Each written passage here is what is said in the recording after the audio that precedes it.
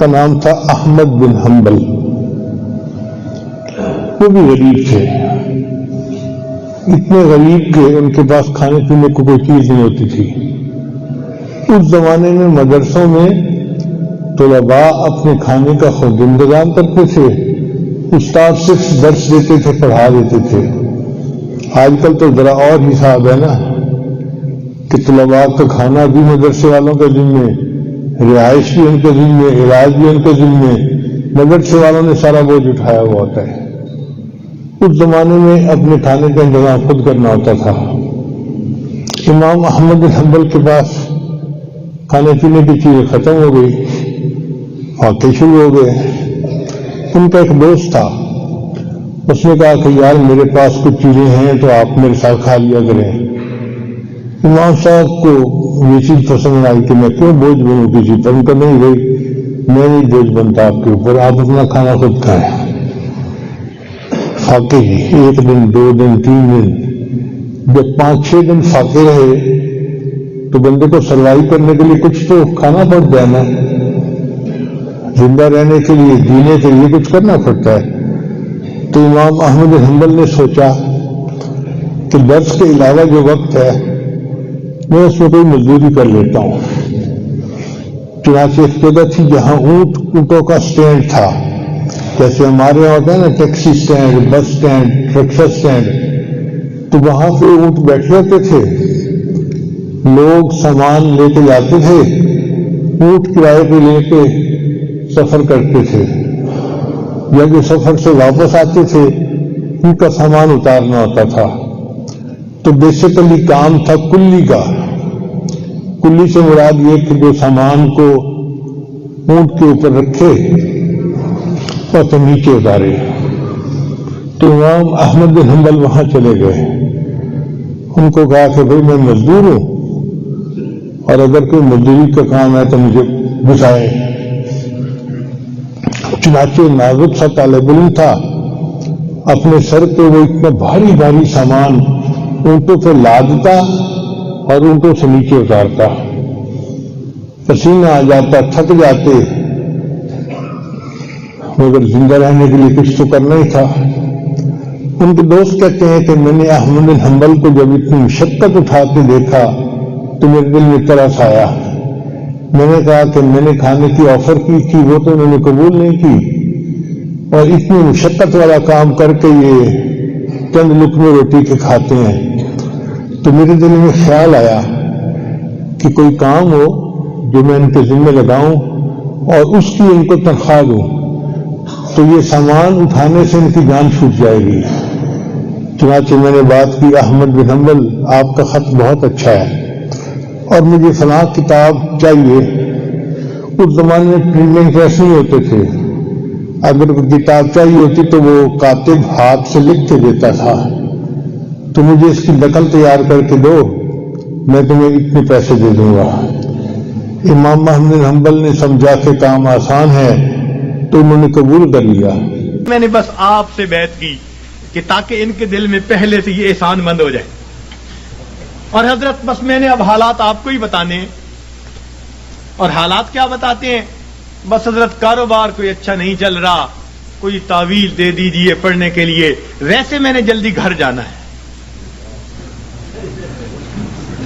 دوسری بات حضرت بس بیوی سے کچھ بنتی نہیں ان دنوں، کچھ اس کے لیے بھی پڑھنے کو بتا دیں، ویسے میں نے جلدی گھر جانا ہے. اور تیسری بات کیا کرتے ہیں حضرت؟ ورد وظیفہ تو ہوتا نہیں، کچھ خود ہی پھونک مار دیں، ویسے میں نے جلدی گھر جانا ہے. اب اگر یہ باتیں لے کر آئیں گے تو ذکر و سلوک کیا سیکھیں گے؟ اللہ تعالیٰ ایسے تو نہیں ملتا نا کہ انسان دنیا لے کر آئے اور دنیا کے مسائل کی باتیں پوچھ کے واپس جائے اور سمجھے مجھے اللہ مل جائے گا. پھر کہتے ہیں جی 3 سال سے بیعت ہو گئے، 5 سال سے بیعت ہوئے، ہوا تو کچھ نہیں، ہم نے کچھ نہیں کیا. اس لیے یہ ٹاپک آج بتانے کی ضرورت پیش آئی کہ ہم اپنی زندگی کے رخ کو جب تک ٹھیک نہیں کریں گے اس وقت تک ہماری زندگی کی یہ پریشانیاں ختم نہیں ہوں گی. ماں باپ خود اپنی اولاد کو پریشان کر کے خوش نہیں ہوتے، اللہ رب العزت اپنے بندوں کو پریشان کر کے کیسے خوش ہوں گے؟ تو وہ نہیں خوش ہوتے. اس لیے فرمایا ما یفعل اللہ بعذابکم ان شکرتم وآمنتم. اگر تم ایمان لاتے، شکر کرتے، اللہ تعالیٰ کو تمہیں عذاب دے کے کیا ہاتھ آتا؟ اللہ تعالیٰ کیا کرتا تمہیں عذاب دے کے؟ وہ کیوں عذاب دیتا؟ تو اللہ تعالیٰ خوش نہیں ہوتے. وہ نہیں چاہتے کہ بھوکے ننگے رہیں بندے، پریشان رہیں بندے. یاد رکھیے اللہ رب العزت نے اپنے بندوں کو عذاب کے لیے پیدا نہیں کیا، اپنے بندوں کو ثواب کے لیے پیدا کیا ہے. کیوں؟ فرمایا ان اللہ بالناس لرؤوف الرحیم. جب رؤوف الرحیم ذات ہے تو وہ کبھی پریشانی میں اپنے بندوں کو نہیں ڈالنا پسند کرتے. ہم خود پریشانیوں میں پڑتے ہیں، ہم پریشانیوں کو دعوتیں دیتے ہیں، بھاگتے ہیں پریشانیوں کی طرف. کس طرح سے؟ اپنے رب کے حکموں کو توڑ کے، اپنے محبوب کی سنتوں کو چھوڑ کے. کون سا گھر ہے آج بتائیے تو صحیح کہ جہاں نبی علیہ الصلوۃ والسلام کی سنتوں کو ذبح نہیں کیا جاتا؟ الا ماشاء اللہ. نیکوں کے گھرانوں میں بھی کوئی نہ کوئی فرد ایسا ہوتا ہے جو من مرضی کا مالک، نہیں حکم چلتا دوسرے کا، نہیں اختیار کسی کا. آج ہمارے گھر، گلی کوچے، بازار نبی علیہ الصلوۃ والسلام کی سنتوں کی مذبح گاہیں بن چکی ہیں. اور پھر ہم کہتے ہیں کہ ہمیں پرسکون زندگی نصیب ہو جائے. رہنا دریا میں مگر مجھ سے بیر، رہنا دنیا میں اور دنیا کے پیدا کرنے والے کو ناراض کر کے، تو کیسے پرسکون زندگی گزاریں گے؟ ایک صاحب آئے، بڑی فیکٹریوں کے مینیجر تھے، آنسوؤں سے رونے لگے. حضرت میں اتنا پریشان ہوں، میں آپ کو بتا نہیں سکتا، میرا خرچہ پورا نہیں ہوتا. بھئی ہے کتنا؟ بس حضرت 2 کاریں دی ہوئی ہیں، میرے لیے علیحدہ، بچوں کے لیے علیحدہ. کوٹھی لے کے دی ہوئی ہے، کوٹھی پر چوکیدار، باورچی اور گن مین سب مالکوں کا، پٹرول مالکوں کا، بیمار ہو جائیں تو ڈاکٹر کا خرچہ مالکوں کا، اور ٹیکس ویکس ہو تو مالکوں کا. اور حضرت مجھے صرف 75,000 مہینے کے ملتے ہیں. 75,000 مہینے کے ملتے ہیں، سارے باقی خرچے مالکوں کے، اور آنسوؤں سے رو رہا ہے کہ حضرت میرے خرچے پورے نہیں ہو. فیصل آباد سے ایک خاتون آئی، پردے میں بیٹھ کے بات کرنے لگی، رو رہی ہے دارو قطار، 5 منٹ روتی رہی، اور اس کے بعد کہنے لگی بس میرے لیے دعا کریں، میرے خرچے پورے نہیں ہوتے. میں نے کہا کتنے فرد ہیں؟ کہ بس میاں بیوی ہیں، اولاد نہیں ہے. تو کتنا خرچہ دیتا ہے خاوند؟ کہ جی ہر مہینے کا 50,000 دیتا ہے. میں نے پوچھا بنتا کیا ہے؟ کہنے لگی بس دوائیوں پہ خرچ ہو جاتے ہیں. اور واقعی ایسے تھا، واقعی ایسے تھا. 50,000 روپیہ اکیلی خاتون کا خرچہ، مگر وہ ڈاکٹروں کے پاتوں میں چلا جاتا تھا. میں نے اس مینیجر اور اس خاتون کو پھر سمجھایا. میں نے کہا کہ اپنی زندگی سے جب تک نافرمانی کو نہیں نکالو گے، تمہیں زندگی میں کبھی سکون نہیں مل سکتا. تمہارے مال سے اللہ نے برکت نکال لی ہے. تمہارے 75,000 کیا 75 لاکھ بھی ہوں گے تو تمہاری ضرورتوں کو پورا نہیں کریں گے. برکت اللہ تعالیٰ نکال لیتے ہیں. اتنا کماتے ہیں، ضرورتیں اتنی، پریشان. اتنا کماتے ہیں، ضرورتیں اتنی، پھر پریشان. لنگوٹ باندھ باندھ کے میدان میں اترتے ہیں. اب اس پریشانی کو تو ختم کر دینا ہے، اگلی پریشانی اوپر سے آ جاتی ہے. پہلی ختم نہیں ہوتی، دوسری اوپر سے، پھر پریشان پھرتے ہیں. کہتے ہیں جی بس رول رول کے زندگی گزار رہے ہیں. ایک صاحب کہنے لگے کہ جی کسی نے شعر لکھا ہے، ایس دکھی حیاتی دے پینڈیاں وچ، ایس دکھی حیاتی دے پینڈیاں وچ کدی راہ پہ گئے کدی بھلدے رہ، ایک دیوا امید دا بلدا رہا، لکھ چکھڑ انیریاں دے چلدے رہ، پت جھڑ دے جھڑے ہوئے پتیاں وانگ، اسی تیرے جہان وچ رلدے رہ، پر دامن امید دا چھڈیا نہ، اسی نار تقدیر دے گھلدے رہ. تو میں نے کہا کہ بھئی تمہیں پت جھڑ کے جھڑے پتے کی طرح رلنے کی ضرورت ہی کیا ہے؟ کیوں ضرورت ہے؟ تم اپنے آپ کو پروردگار کے حوالے کرو، وہ تمہیں بے آسرا نہیں فرمائے گا، وہ تمہیں کٹی پتنگ کی طرح نہیں رکھے گا، جھڑے ہوئے پتے کی طرح رلنا نہیں پڑے گا، گھلنا نہیں پڑے گا تقدیر سے۔ وہ تقدیر بنانے والے کے ساتھ اپنے آپ کو نتھی کر لو، پھر دیکھو کہ وہ پروردگار کیسے سکون اور اطمینان کی زندگی عطا فرما دیتا ہے۔ تو ہمیں آج جس سے بھی پوچھیں، کوئی کہے گا بھائی نے پریشان کیا، کوئی کہے گا پڑوسی نے پریشان کیا، بیوی نے پریشان کیا، اولاد نے پریشان کیا۔ ہمیں کسی نے پریشان نہیں کیا، ہمیں ہمارے گناہوں نے پریشان کیا ہوا ہے، ہمیں ہمارے نفس نے پریشان کیا ہوا ہے، ہمیں شیطان نے پریشان کیا ہوا ہے۔ تو دشمن ہمارے دو ہی ہیں، نفس اور شیطان، اور دونوں گناہ کروا کے ہمیں پریشان کر دیتے ہیں۔ ہم گناہ کرتے ہیں سکون کی خاطر، اور گناہوں سے اور بے سکونی بڑھتی ہے۔ میر کیا سادہ ہے بیمار ہوئے جس کے سبب اسی عطار کے لونڈے سے دوا لیتے ہیں۔ جن کاموں سے پریشان ہوتا ہے بندہ سکون حاصل کرنے کی خاطر، ان کاموں کو کرتے پھرتے ہیں۔ تو یاد رکھیے کہ گناہ ظاہر میں خوبصورت نظر آئے، اس میں لذت محسوس ہو، اس میں وقتی طور پر اطمینان محسوس ہو، مگر حقیقی طور پر اس میں دل کی پریشانی ہوا کرتی ہے۔ اور جتنا ہم گناہ کریں گے اتنا ہماری زندگی میں پریشانی آئے گی۔ یہ اللہ والے جو گناہوں سے اپنے آپ کو بچا لیتے ہیں، اللہ تعالیٰ ان کی زندگی کو سکون عطا فرما دیتے ہیں۔ یاد رکھیے، گناہوں کو چھوڑ کر بندے کو ایسے سکون ملتا ہے جیسے کہ بچے کو ماں کی گود میں آ کر سکون مل جایا کرتا ہے۔ تو گناہوں کو چھوڑ دیجیے۔ اور گناہ بھی کیا؟ علم اور ارادے سے گناہ کرنا، اللہ تعالیٰ اس کو بہت ناپسند فرماتے ہیں۔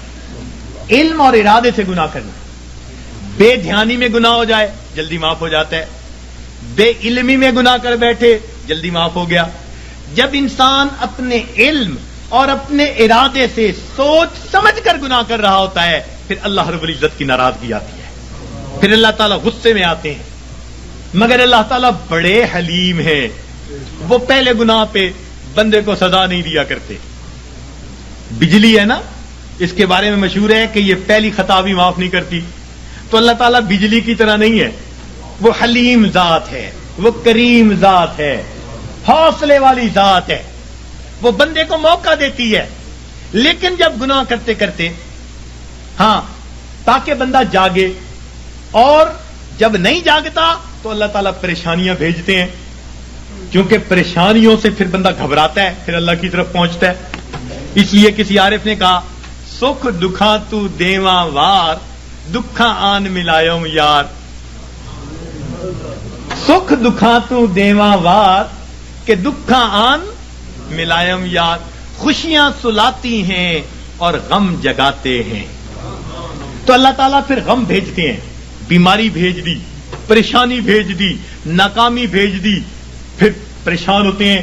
تو جو اچھے جو ہے لوگ ہوتے ہیں وہ اس وقت پھر رب کی طرف آتے ہیں کہ ہمیں جگانے کے لیے یہ بات آئی، پھر وہ نمازیں بھی پڑھ رہے ہوں گے، تہجد بھی پڑھ رہے ہوں گے، اوراد و وظائف بھی کر رہے ہوں گے، وہ سمجھ رہے ہوں گے کہ اللہ تعالیٰ ہمیں اپنے گھر کی طرف بلانا چاہتے ہیں۔ پاک ہے وہ پروردگار جو اپنے بندوں کو پریشانیوں اور مصیبتوں کی زنجیروں میں باندھ کر اپنے در کی طرف بلا رہا ہوتا ہے۔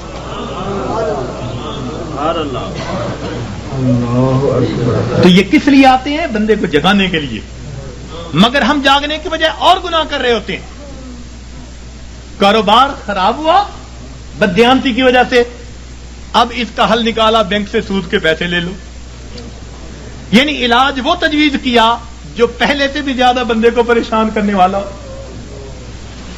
تو موٹا اصول یہ ہے کہ اللہ رب العزت کی نافرمانی سے انسان کی زندگی میں پریشانیاں آتی ہیں، مصیبتیں آتی ہیں، ذلتیں آتی ہیں، رسوائیاں آتی ہیں، ناکامیاں آتی ہیں، اور ان کو چھوڑ کر انسان کو دنیا اور آخرت کی سرخروئی نصیب ہو جاتی ہے۔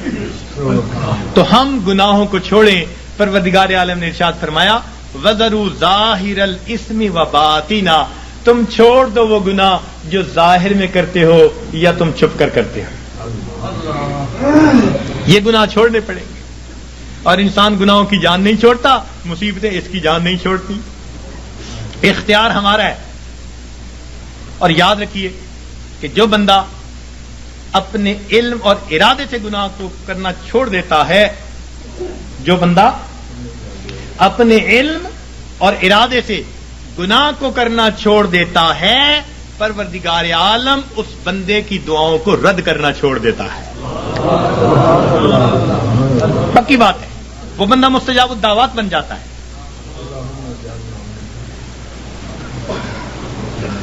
جو بندہ اپنے علم اور ارادے سے گناہ کرنا چھوڑ دیتا ہے، پروردگار عالم اس بندے کی دعاؤں کو رد کرنا چھوڑ دیتا ہے. پوچھتے ہیں حضرت اسم آدم بتاؤ، اس سے بڑا اسم آدم اور کیا ہے؟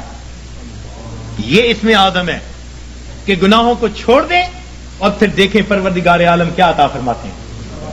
اس لیے تو فرمایا کہ جو غیر محرم کی طرف نگاہوں کو ہٹائے گا، اللہ رب العزت اس کے دل کی عبادت، اس کو دل کو عبادت میں لذت عطا فرمائے گا. تو معلوم ہوا کہ ہر گناہ کے بدلے لذت ملتی ہے. تو چھوڑ دیجئے گناہوں کو تاکہ اللہ رب العزت دلوں کا سکون اور ایمان کی اور اعمال کی لذتیں عطا فرمائے. لذتیں عطا فرمائے. آج کہتے ہیں جی اور وظائف میں کچھ محسوس نہیں ہوتا. بھئی پہلی بات تو یہ محسوس ہوتا ہے یا نہیں، ہمیں تو بندگی کرنی ہے، ہمیں تو بیٹھنا ہے. یاد رکھیں، عبد اللطیف بنے، عبد اللطف نہ بنے.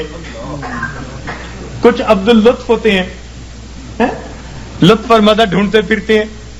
حضرت مزہ نہیں آ رہا، ابھی مزے ڈھونڈنے ہیں. اللہ تعالیٰ کی بندگی کرنی ہے، اس کی یاد کرنی ہے. ہم پابند ہیں، غلام ہیں. ہاں اگر یاد میں وہ مزہ بھی دے دیتا ہے تو عنایت ہے اس کی، یہ رحم ہے پروردگار کا، یہ طرز ہے اس کریم ذات کا کہ اپنے بندوں کے دلوں کو اور لذتیں عطا فرما دیتا ہے. ورنہ ہم تو پابند ہیں، بندے جو ہوئے تو ہم گناہوں کو کرنا چھوڑ دیں گے، اللہ رب العزت زندگی سے پریشانیوں کو دور کر دیں گے.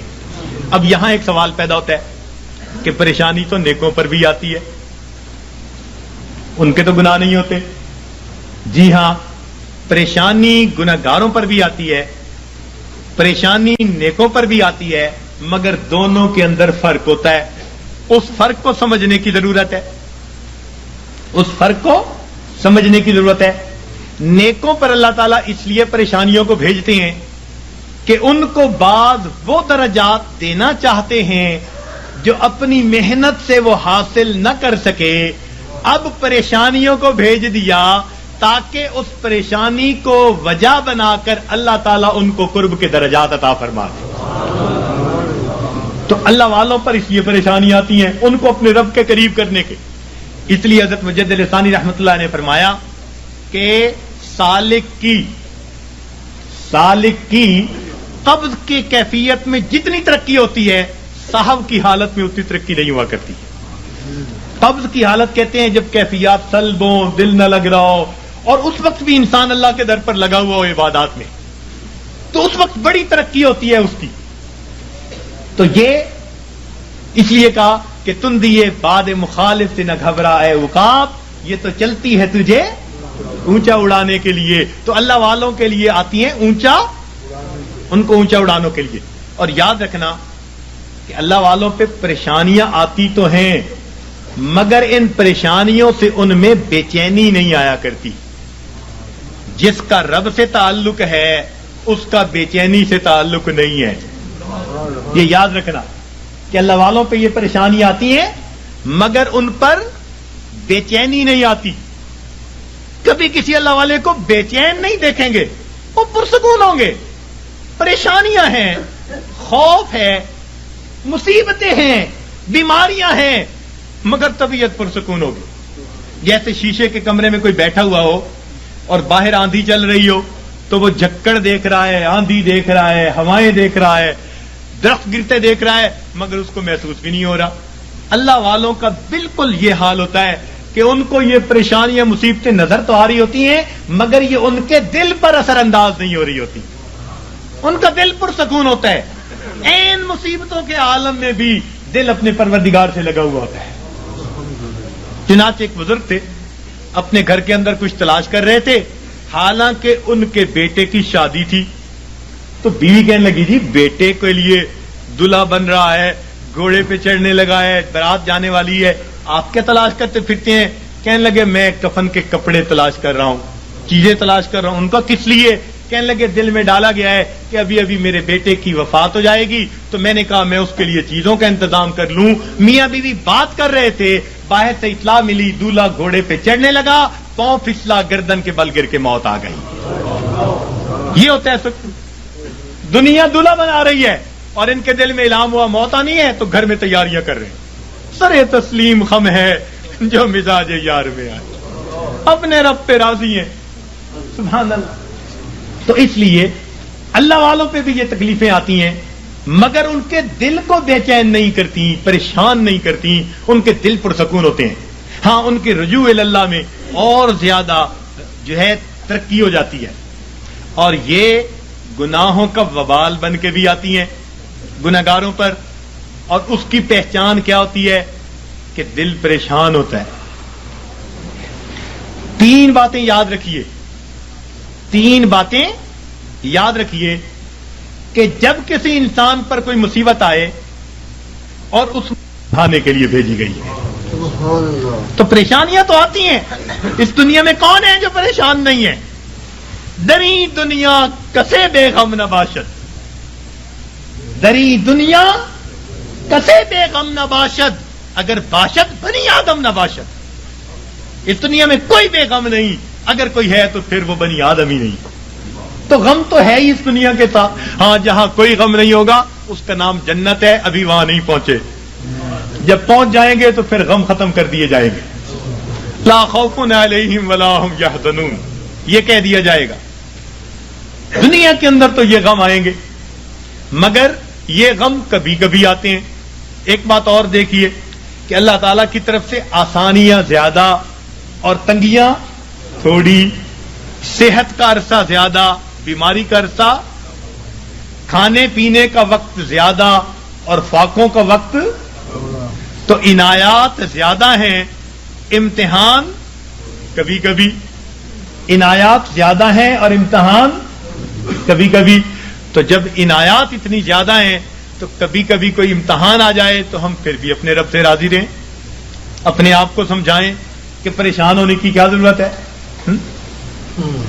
کسی عارف نے کہا لطف سجن دم بدم،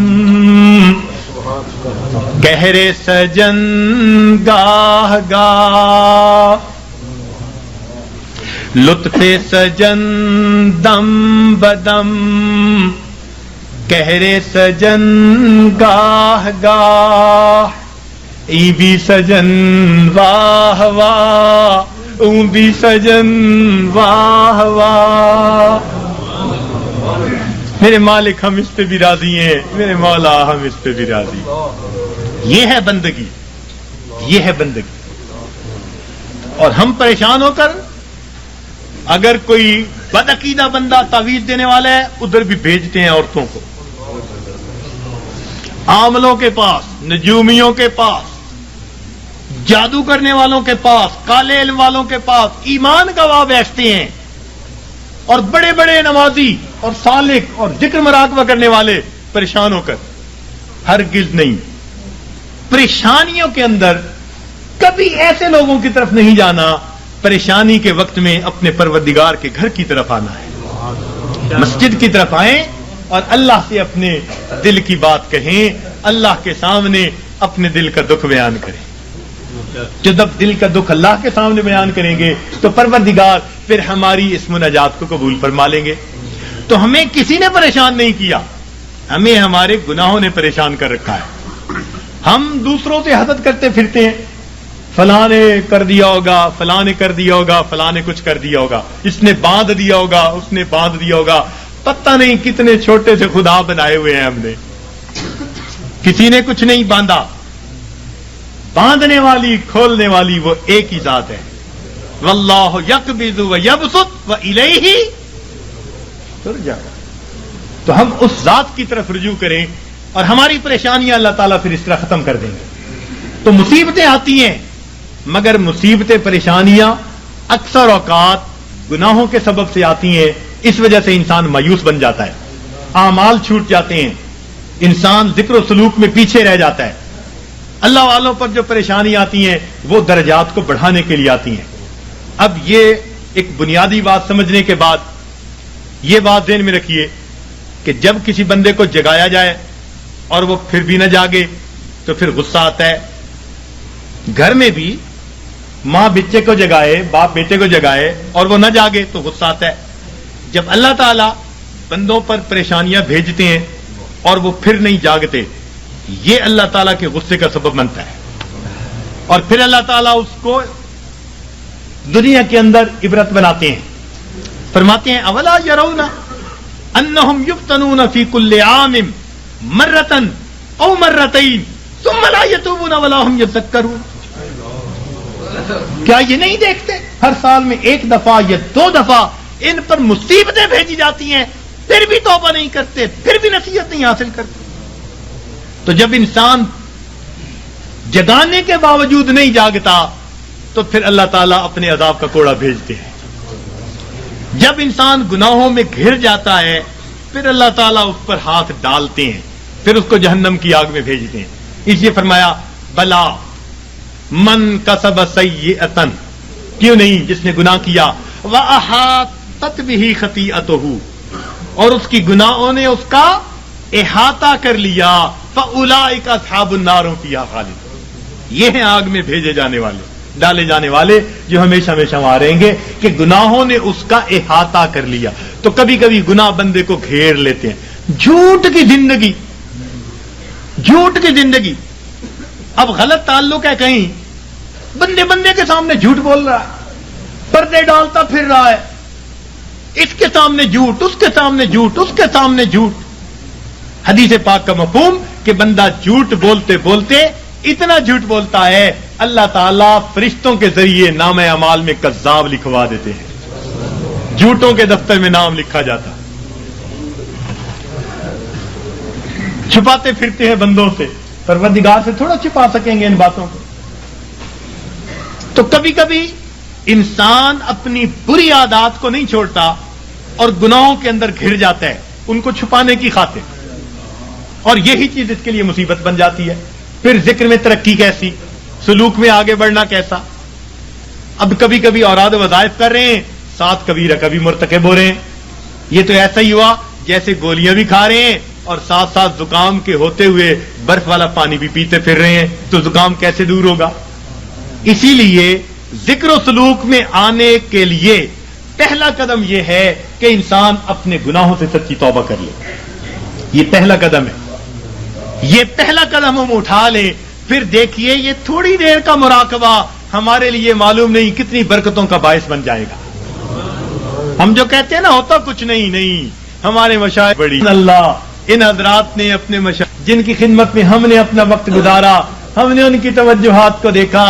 میرے دوستوں، میرے مہربانوں، ہمیں تو جو ملا اپنے مشائخ کی توجہ سے ملا. اپنا عمل کچھ نہیں، اپنی محنت کچھ نہیں.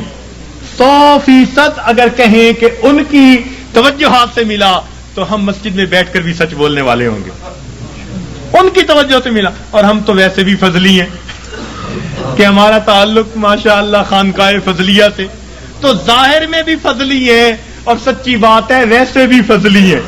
جو ہوا ہے اللہ کا فضل ہی ہوا ہے، اور اب بھی یہاں سے اللہ کا فضل مانگنے ہی آئے بیٹھے ہیں، اللہ کا فضل مانگنے ہی آئے بیٹھے ہیں. تو اس لیے جب ہم گناہوں کو چھوڑ دیں گے خود بخود اوراد و وظائف کے توجہات کے جو اثرات ہوں گے وہ دل کے اوپر آنے شروع ہو جائیں گے. ہمارے حضرت خواجہ احمد سعید قریشی رحمۃ اللہ علیہ، احمد الشرقیہ والے، ان کے حالات زندگی میں حضرت سید وار حسین شاہ رحمۃ اللہ علیہ نے یہ واقعہ لکھا. فرمایا کہ وہ کبھی کبھی پورے شہر کے لوگوں کو توجہ دیتے تھے اور فرماتے تھے کہ بعض دلوں سے فیض ٹکرا کر واپس آتا اور مجھے آواز آتی کہ ہمارے لیے اس دل میں کوئی جگہ نہیں ہے، ہمارے لیے اس دل میں کوئی جگہ نہیں ہے. تو جب دل پہ گناہوں کی میل ہی اتنی چڑھی پھری ہو پھر توجہات کیا اثر کریں گی. تو اس میل کو اتاریں گناہوں کو چھوڑ کر، سچی توبہ کر کے.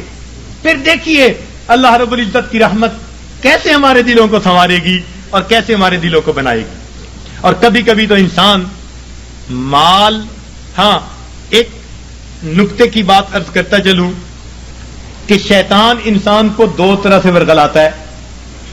شیطان انسان کو دو طرح سے ورغلاتا ہے، ایک شہوات کے ذریعے سے اور دوسرا شبہات کے ذریعے سے. شیطان انسان کو دو طرح سے ورغلاتا ہے، ایک شہوات کے ذریعے سے اور دوسرا شبہات کے ذریعے سے. یعنی کچھ تو ایسے ہوں گے کہ وہ شہوات کے گناہوں میں لگے ہوئے ہیں، بد نظری میں، گناہ میں، زنا میں، فلاں میں. یہ شہوات کے گناہ ہیں جو مال سے تعلق رکھتے ہیں یا جمال سے تعلق رکھتے ہیں. دنیا میں دو ہی چیزوں کے اسیر ہیں نا، کچھ مال کے اسیر ہوں گے، کچھ جمال کے اسیر ہوں گے. تو شہوات کے ذریعے سے شیطان بہکاتا ہے، اور جن پر شہوات غالب نہیں آتی، قابو میں رہتے ہیں، ان کو شبہات کے ذریعے سے بہکاتا ہے. مثلا جی یہ مراقبہ سنت سے ثابت ہے، جی یہ بیعت واقعی ضروری ہے، جی یہ پیری مریدی اس وقت بھی تھی. اس قسم کی باتیں شبہات والی ذہن میں ڈالے گا. اور یہ شک ایسی بری بلا ہے کہ یہ انسان کے اعمال کی بنیاد کو ہلا کے رکھ دیتی ہے. اس لیے قرآن پاک میں ابتدا سے ہی کہہ دیا ذالک الکتاب لا ریب فیہ ھدی للمتقین. ھدی للمتقین بعد میں کہا، پہلے کیا کہا؟ کیونکہ شک کے ساتھ پڑھو گے تو پھر ہدایت نہیں ملے گی. نبی علیہ السلام نے دعا مانگی، اللہم انی اعوذ بک من الشک والشرک والشقاق والنفاق وسوء الاخلاق. تو شرک سے بھی پہلے شک سے پناہ مانگی. یہ شک بڑی بری بات، اتنی بری کہ بندے کے ایمان کو بھی ضائع کر کے رکھ دیتی. تو دین اسلام کی باتوں میں شک، جی یہ مولویوں کی بنی ہوئی باتیں ہیں جی، یہ آپس میں بناتے رہتے ہیں جی، کرتے رہتے ہیں جی، یہ بھی کون سا ضروری ہے جی. شک ہو گیا.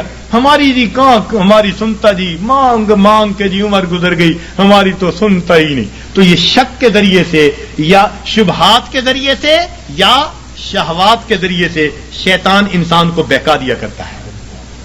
تو انسان پر مصیبتیں اللہ تعالیٰ بھیجتے ہیں، کبھی گناہوں کی وجہ سے تاکہ یہ باز آ جائے، اور کبھی اس کو اپنے قریب لانے کے لیے. اور اس کا ایک ہی حل ہے کہ ہم اپنے گناہوں کو چھوڑ کر اپنے پروردگار کی طرف قدم آگے بڑھائیں. اب شیطان مایوس کرتا ہے، کہتا ہے تو نہیں چھوڑ سکتا. بھئی ہم نہیں چھوڑ سکتے تو پروردگار تو چھڑوا سکتے ہیں نا. بھئی ہم اگر نہیں بچ سکتے تو پروردگار تو بچا سکتے ہیں نا. تو پروردگار عالم ہمیں بچا لیں گے جب ہم سچی توبہ کریں گے. حضرت اقدس تھانوی رحمۃ اللہ نے عجیب نکتہ لکھا ہے.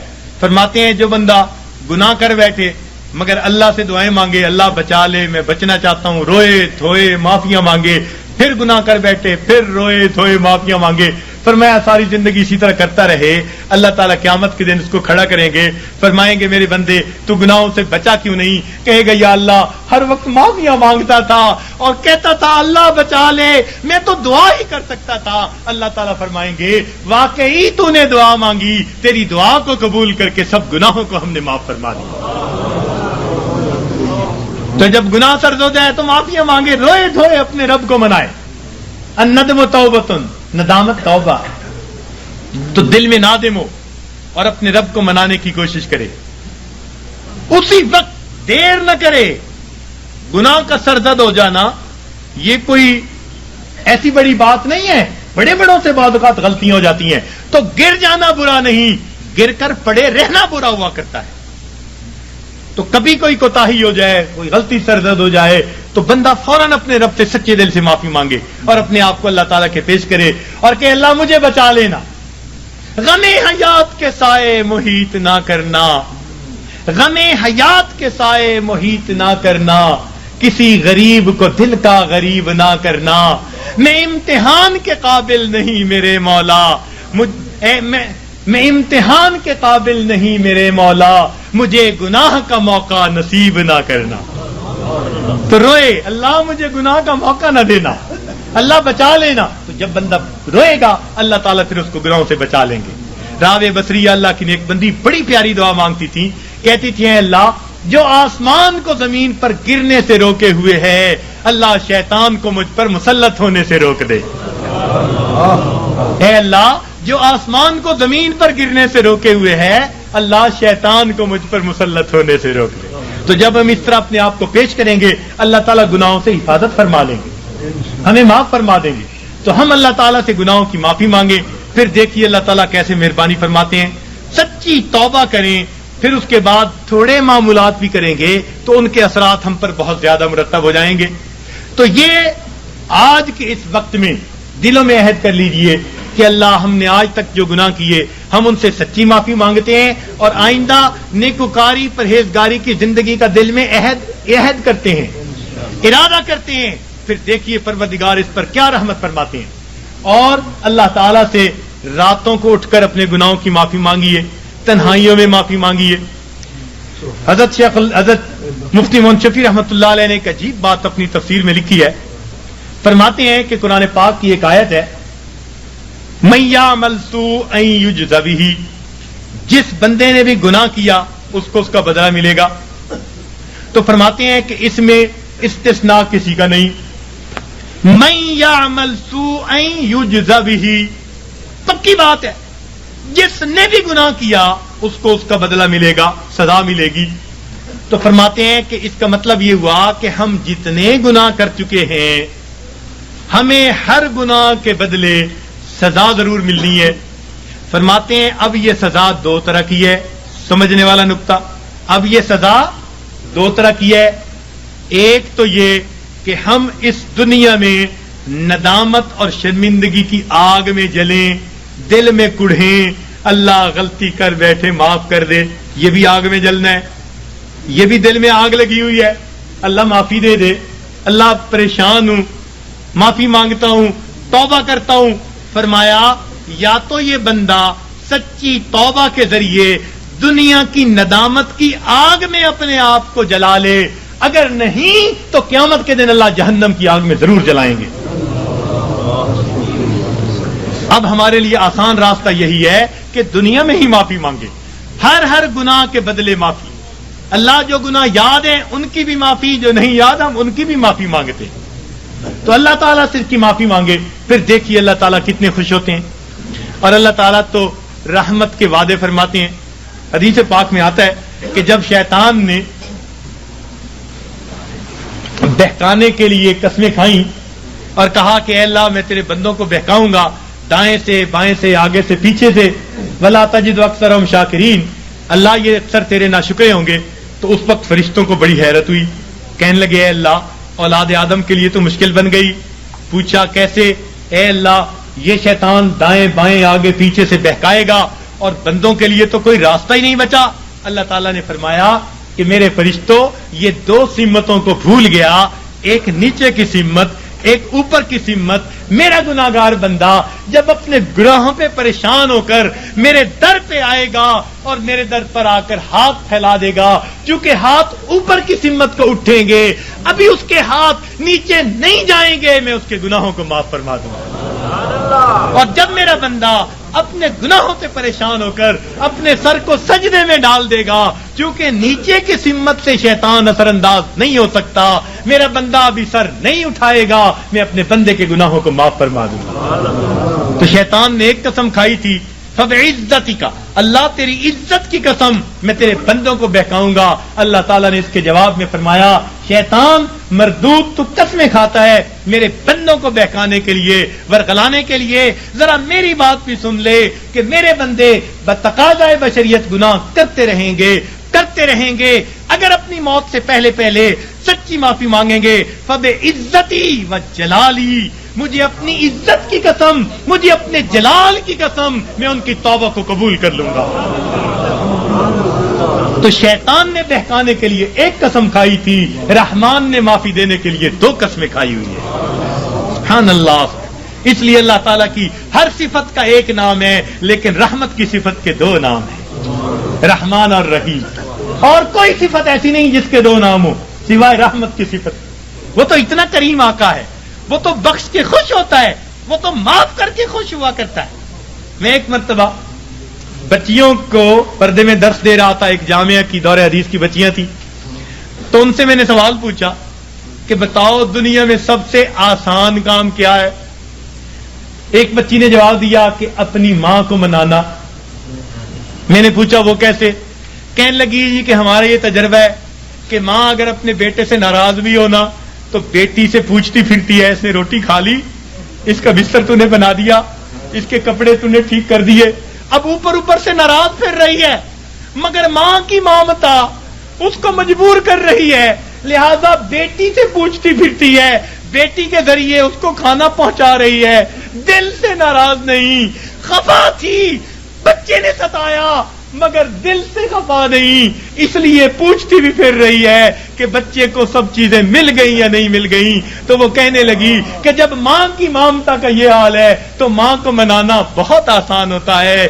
میں نے کہا ہاں ماں کو منانا آسان صحیح، پھر بھی ماں کے پاس آنا پڑتا ہے۔ بچہ آ کر کہہ دے امی معاف کر دیں، ماں معاف کر دیتی ہے۔ بچہ آ کر ماں کا جسم دبائے، امی معاف کر دیں، معاف کر دیتی ہے۔ ہاتھ جوڑ دے، معاف کر دیتی ہے۔ اگر پھر بھی معاف نہ کرے، بچہ رو پڑے، ماں سے کبھی بیٹے کے آنسو نہیں دیکھے جاتے، کتنی ناراض کیوں نہ ہوگی جب دیکھے گی بچہ آنسو بہا رہا ہے، اپنے دوپٹے کے پلو کو لے کے آنسو پوچھے گی، کہے گی بیٹا رو نہیں، چل میں نے تجھے معاف کر دیا۔ تو ماں کو منانا دنیا میں اتنا آسان ہے۔ بچیاں کہنے لگیں، میں نے انہیں اس وقت بتایا کہ دیکھو ایک اور ذات ہے جس کو منانا ماں کے منانے سے بھی 70 گنا زیادہ آسان ہے، اور وہ پروردگار عالم کی ذات ہے۔ ماں کو تو پھر بھی زبان سے کہنا پڑے گا، پاؤں پکڑنے پڑیں گے، ہاتھ جوڑنے پڑیں گے، آنسو بہانے پڑیں گے۔ ایک وہ پروردگار ذات ہے جس کے سامنے بندہ تنہائی میں بیٹھا ہو، فقط دل کے اندر نادم ہو جائے، دل کے اندر شرمندہ ہو جائے اور دل میں پکارے پروردگار گناہوں کی معافی چاہتا ہوں، میں نے سچی توبہ کر لی، اللہ میں نے صلح کر لی، مجھے اپنا بنا لے، شیطان کے پنجے سے چھڑا لے۔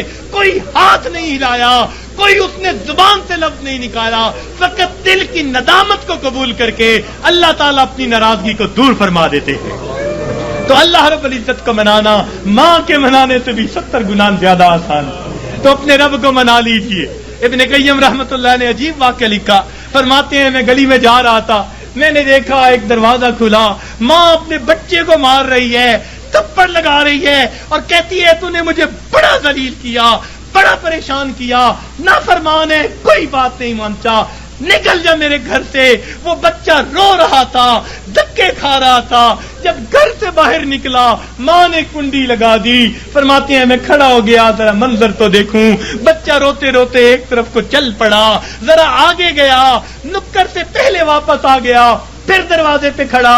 میں نے پوچھا بچے واپس کیوں آ گئے؟ کہنے لگا سوچا تھا کہیں اور چلا جاؤں، پھر دل میں خیال آیا مجھے دنیا کی ہر چیز مل سکتی ہے، مجھے ماں کی محبت نہیں مل سکتی، میں اس لیے واپس آ گیا ہوں۔ محبت ملے گی اسی در سے ملے گی۔ کہتے ہیں بچہ بات کر کے وہی بیٹھ گیا، میں بھی وہی بیٹھا، بچے کو نیند آئی، اس نے دہلیز پہ سر رکھا سو گیا۔ کافی دیر گزری، ماں نے کسی وجہ سے دروازہ کھولا، ضرورت کے لیے باہر جانا چاہتی تھی، بیٹے کو دیکھا دہلیز پہ سر رکھے سو رہا ہے، اٹھایا، کیوں دہلیز پہ سر رکھے سو رہے ہو؟ امی مجھے دنیا میں کوئی دوسری ماں نہیں مل سکتی، میں اس دہلیز کو چھوڑ کے کیسے جاؤں؟ فرمایا بچے کے الفاظ سے ماں کی آنکھوں سے آنسو آ گئے، بچے کو سینے سے لگا لیا، میرے بیٹے جب تیرا یقین ہے اس گھر کے سوا تیرا گھر کوئی نہیں، میرے در کھلے ہیں، آ جا، میں نے تیری غلطیوں کو معاف کر دیا۔ فرماتے ہیں جب گنہگار بندہ اپنے رب کے دروازے پہ اس طرح آتا ہے اور کہتے ہیں رب کریم میری خطاؤں کو معاف کر دے، میرے گناہوں کو معاف کر دے، اے بے قصوں کے دستگیر، اے دکھی دلوں کو سکون دینے والے، اے غمزدہ دلوں کو تسلی دینے والی ذات، اے پریشان دلوں کو سکون بخشنے والی ذات، اے بے سہارا ताला लोगों का सहारा बनने वाली जात, ए गुनाहों के पर्दों में, गुनाहों को अपनी रहमत के पर्दों में छुपा लेने वाली जात, तू मेरे लिए रहमत फरमा दे, मुझे दर दर के धक्के खाने से बचा ले, अल्लाह अपनी नाराजगी से बचा ले, मैं सुलह करने के लिए हाजिर हो गया हूं, परवरदिगार आइंदा नेकोकारी की जिंदगी अता फरमा। तो जब बंदा इस तरह पेश कर देता है, अल्लाह रब्बुल इज्जत उस बंदे की तौबा को कबूल कर लेते हैं। अल्लाह ताला हमें सच्ची तौबा करने की और तौबा करके यहां से उठने की तौफीक अता फरमा दे। व आखिरु दावाना अनिल हम्दुलिल्लाहि रब्बिल आलमीन। www.darsequran.com